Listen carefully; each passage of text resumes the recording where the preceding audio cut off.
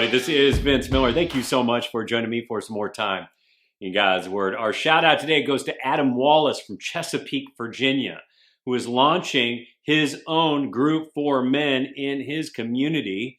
Adam, we love you. We want to support you. We're praying for you, and we hope more men like you jump into the spiritual leadership of men.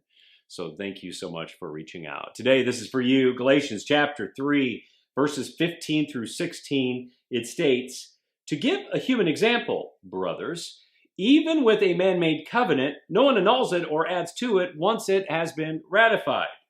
Now the promises were made to Abraham and to his offspring. It does not say, quote, and to offsprings, referring to many, but referring to one, and to your offspring, who is Christ."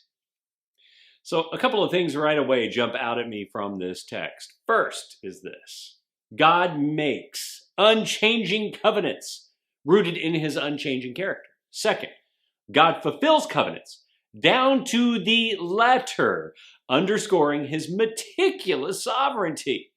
And in our world of shifting alliances, broken promises, isn't it hard to grasp the nature of a covenant like that, of a promise like that? I mean, the truth we hear today is mostly subjective. Therefore, it's ever changing, isn't it? I mean, it's hard to know who to trust.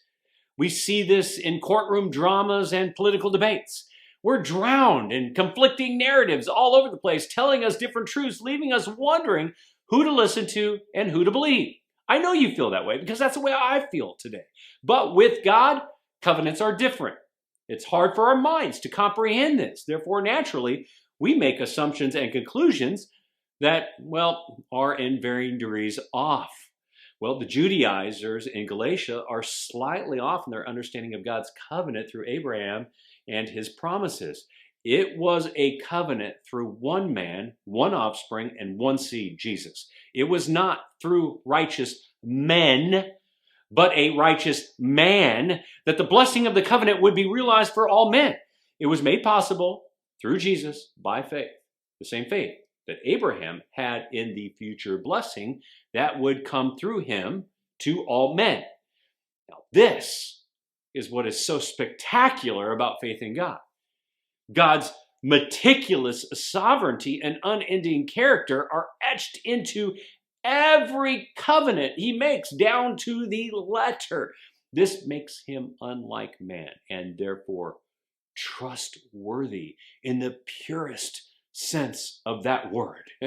This means he is worthy of all your faith.